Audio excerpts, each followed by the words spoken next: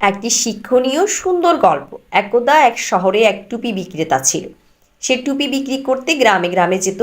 তার পথ একটি জঙ্গলের মধ্য দিয়ে যায়। এমনই একটি গরম গ্রীষ্মের দিনে সে হেঁটে যাচ্ছিল এবং ক্লান্ত হয়ে পড়ে। একটু বিশ্রামের জন্য সে একটা ছায়াযুক্ত গাছের নিচে বসল। তাড়াতাড়ি গাছের ছায়ায় ঘুমিয়ে পড়ে। সেই গাছে অনেক বানর বাস করত। ক্যাবগুলো দেখে তারা গাছ থেকে নেমে আসে এবং তাদের প্রত্যেকের মাথায় টুপি পরে। তারপর তারা আবার গাছে উঠে যায়। টুপি বিক্রেতা কিছুক্ষণ পর জেগে ওঠে। সে দেখতে পেল যে তার ক্যাবগুলো নেই।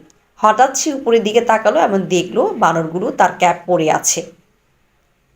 সে তার ক্যাব ফিরিয়ে আনার জন্য তার যথাসাধ্য চেষ্টা করে, কিন্তু তার সমস্ত প্রচেষ্টা ব্যর্থ হয়। হঠাৎ তার মাথায় একটি বুদ্ধি এলো। সে নিজের টুপিটা খুলে মাটিতে ফেলে দেয়। টুপি বিক্রেতা যা করলো, বানরগুলো তার অনুকরণ করে এবং টুপিগুলো মাটিতে ছুঁড়ে মারে। টুপি বিক্রেতা তার সমস্ত টুপি সংগ্রহ করে খুশি হয়ে চলে যায়। গল্পের নতি: বুদ্ধিমত্তা দিয়ে যে কোনো সমস্যার সমাধান করা যায়।